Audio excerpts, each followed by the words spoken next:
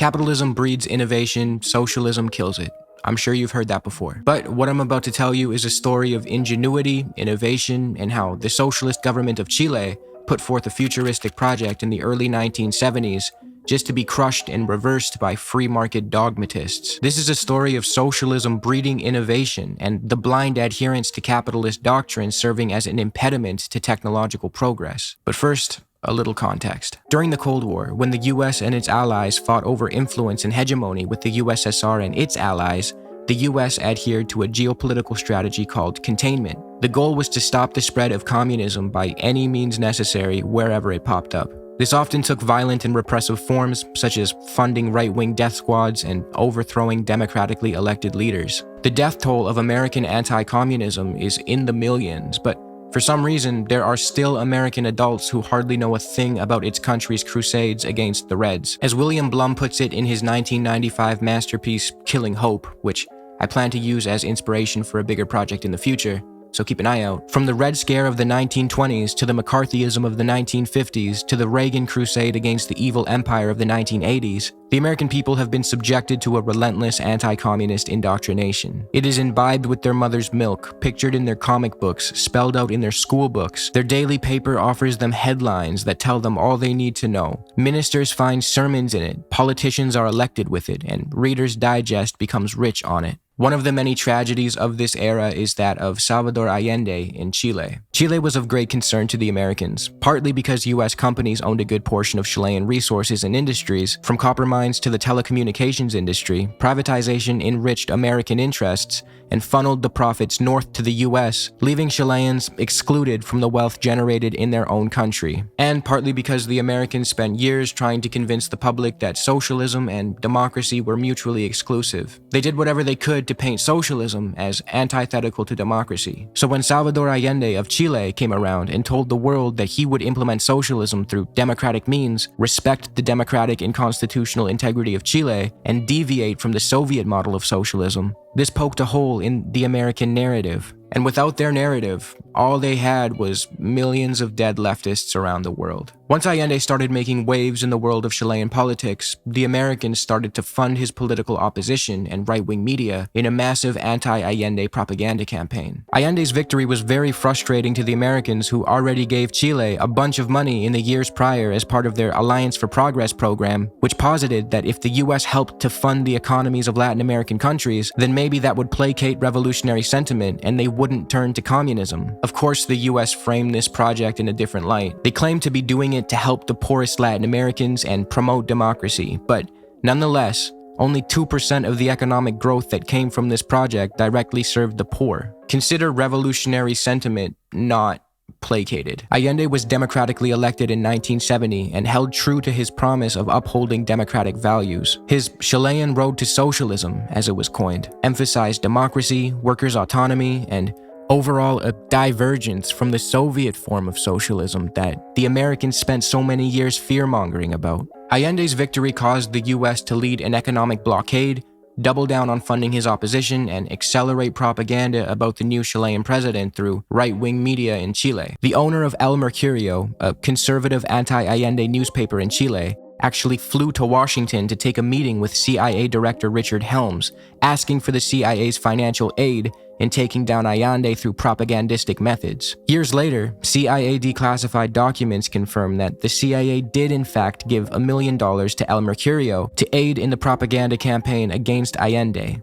Richard Nixon can also be quoted giving the order to make the economy scream when referring to what he wanted to see done in Allende's Chile. To quote Eden Medina, a professor and author who has written a fantastic book on this topic called Cybernetic Revolutionaries, the United States established an invisible financial blockade and significantly reduced its aid to Chile. It also used its substantial influence to cut international and bilateral aid and private bank credit to Chile, prevented Allende from renegotiating the national debt he had inherited from his predecessor, and decreased the value of US exports to Chile. Allende's commitment to changing Chile's long-standing social and economic structures also met with strong opposition from members of Chile's privileged classes. Doesn't seem like a very fair place to start a socialist experiment, given the political tensions being elevated to near civil war levels of animosity through expensive propaganda campaigns financed by the CIA, an economic blockade, and the richest country in the world dead set on sabotaging you. Corey said that he had received instructions to do anything short of a Dominican-type, alleged to have said that. Corey did? Right. So how'd that get out? He put that out? Well, Anderson received that from some source. Al Haig is sitting with me now. Oh, yeah. It was a report contained in an IT&T Oh, yeah. thing, but... Well, he was instructed to. Well, but... I hoped it, but he just failed. That's his main problem. He should have kept Allende from getting in. But nonetheless, Allende kept the media open and free as a principled effort to stay true to his word and his promise of democratic ideals. It got to the point where Fidel Castro told Allende, "If you don't get these people under control, the revolution is not going to succeed.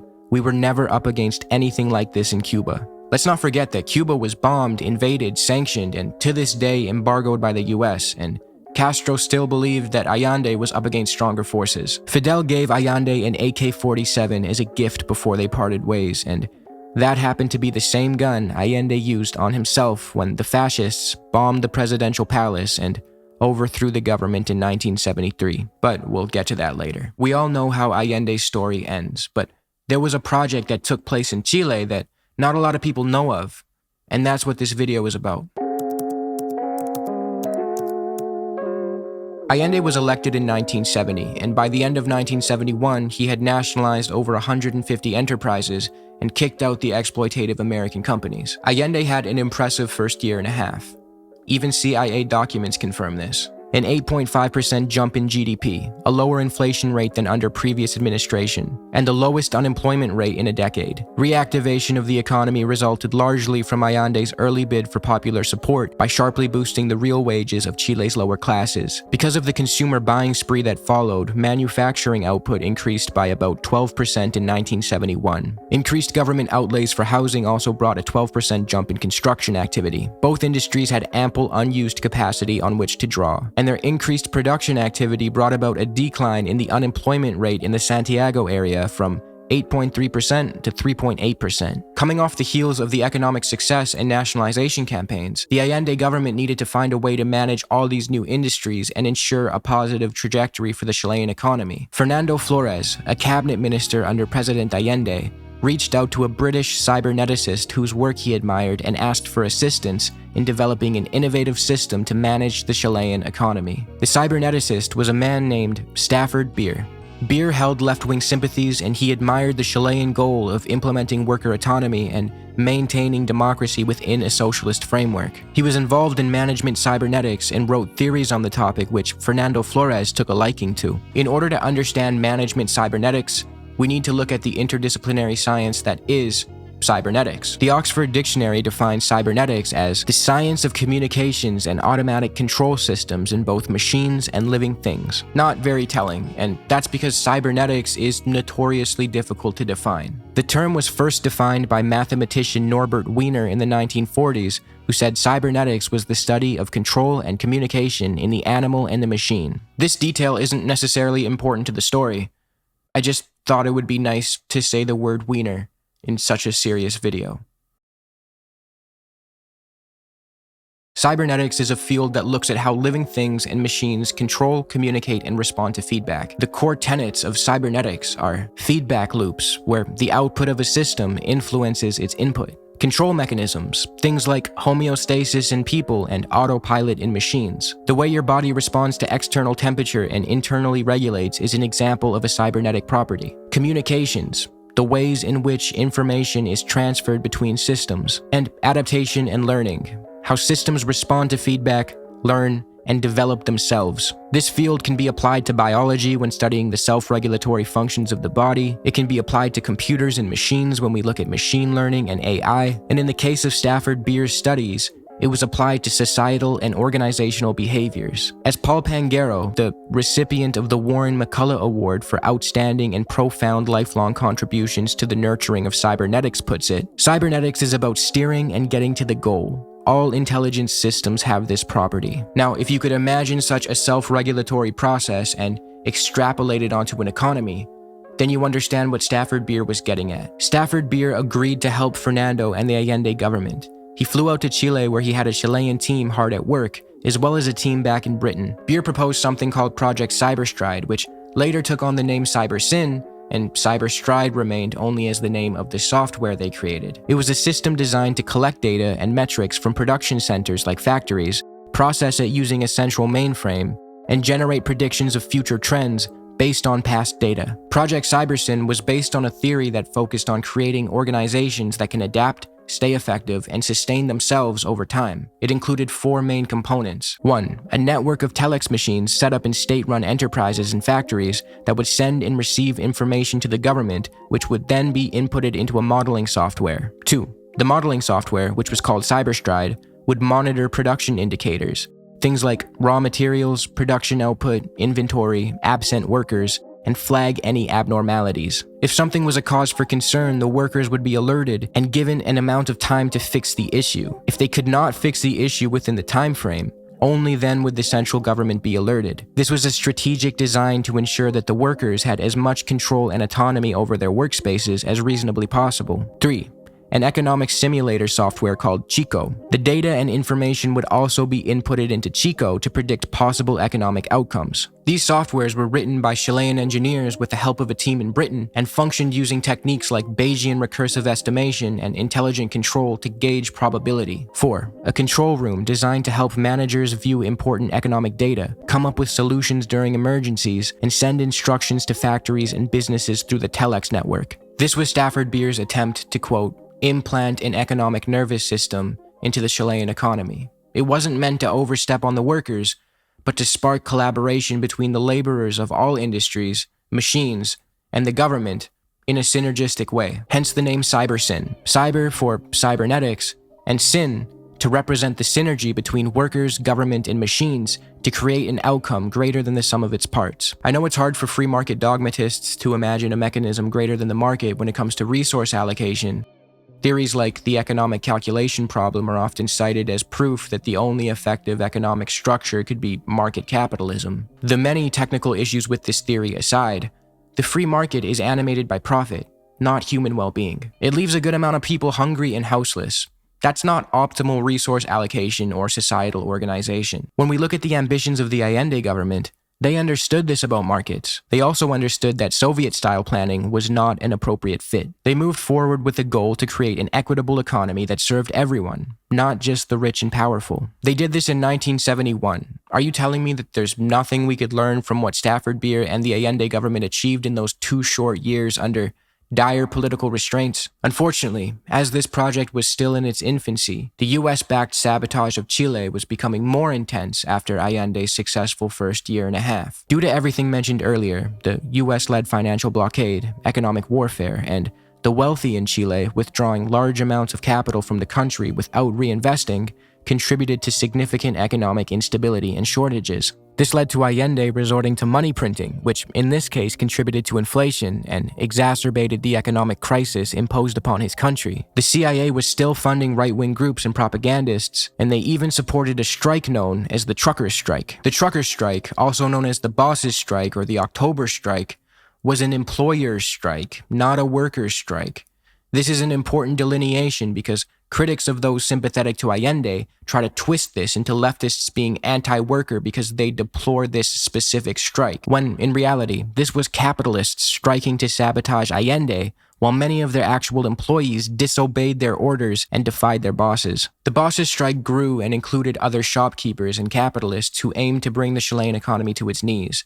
Fascist paramilitary groups like Fatherland and Liberty aided the strike and served as armed militias in the attempt to mobilize against Allende. The strike worsened the economic problems in Chile. Now, due to the strike, transportation was under attack, food needed to be delivered, and armed fascists were wreaking havoc in the streets. In response to this chaos, it was actually the working class who came to the side of Allende. Groups of workers formed to transport the goods and resources and take on the jobs that the truck owners refused to let their employees do. Shops were kept open by workers against the wishes of their employers, and swaths of working-class people formed vigilante groups to protect factories against right-wing vandalism and sabotage. During the strike, Cybersyn proved vital. Utilizing the telex network, the government gathered and analyzed data on resource distribution, enabling them to coordinate efforts and maintain essential supplies and services despite the strike's cause widespread disruptions. This was another instance of the synergistic union between workers and machines and a promising usage of Project Cybersyn. The aftermath of this strike showcased the organizational capacity of the working class, particularly through the Cordones Industriales, a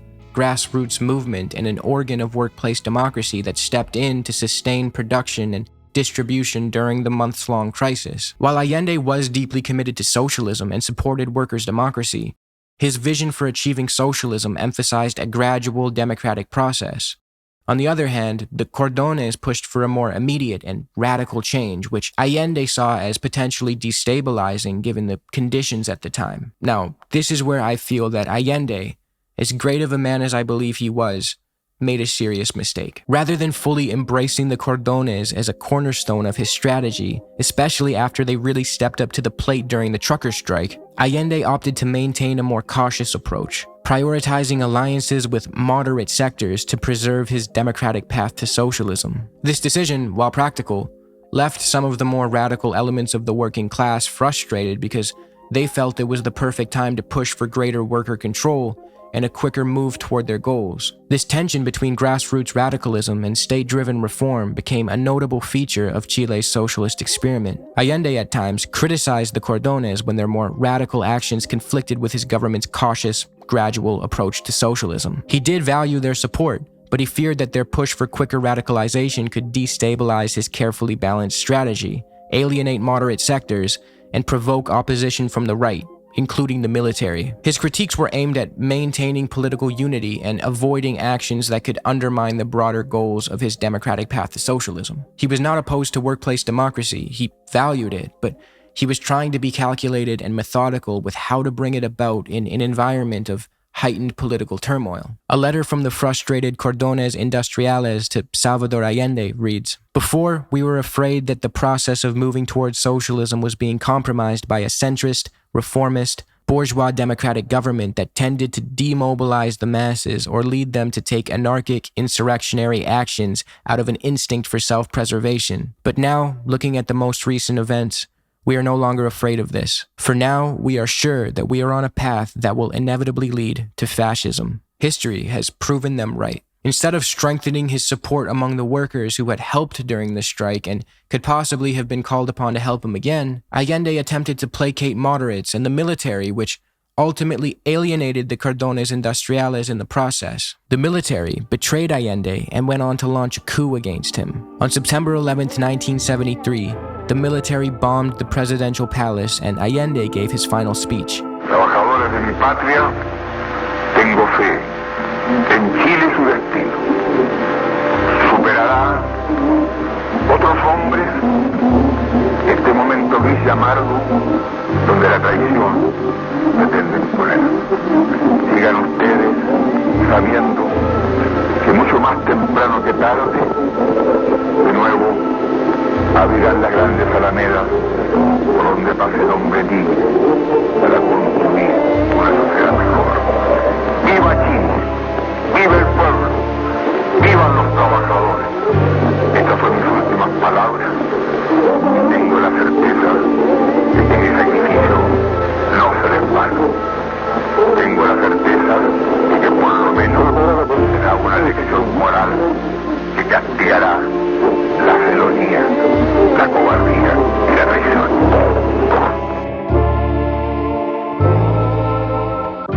After broadcasting this message to the people of Chile, Allende is believed to have shot himself with the gun Castro gave him.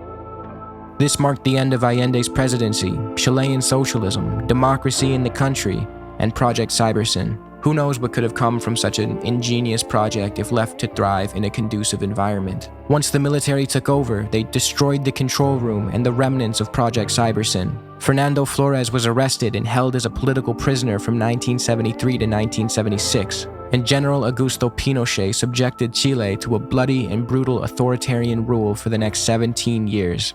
Remember how I said the Americans needed to paint socialism as incompatible with democracy? Isn't it kind of ironic that they funded and supported the authoritarians who killed Chilean democracy? Chile was unique amongst many of its neighbors because it boasted a democratic streak of over 40 years. This came to an end when Pinochet announced, there would be no more elections. Pinochet went on to kill thousands of leftists and supposed leftists. He rounded men, women, and children into stadiums, tortured them through beatings, electrocution, and violence. He threw people out of planes and into the ocean, and did things so unspeakable that I can't even repeat them in this video.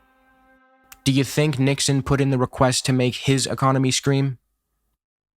No. It's clear that as a species, we have outgrown market capitalism. From overproduction and excess waste, poor allocation of resources serving mostly the financially well-off, to the ecological degradation that comes about from treating the planet and all of its resources like inventory. Markets don't need to disappear completely. They're not a capitalist invention, and they will exist in some shape or form after capitalism. But market capitalism is not the most ethical or efficient way to structure a society. It may have been in the 16th century before we could see what damage its accelerated form was capable of, but it's time to entertain alternatives. Technology is constantly advancing. What was applied in Chile in the early 1970s was defined by its technological and economic restraints, and is arguably impossible to apply in a different setting. But the diligence and effort put into merging technology with politics to create a more equitable society is something that can be learned from and adapted in modern contexts. Project Cybersyn created an environment where technology and labor weren't at odds.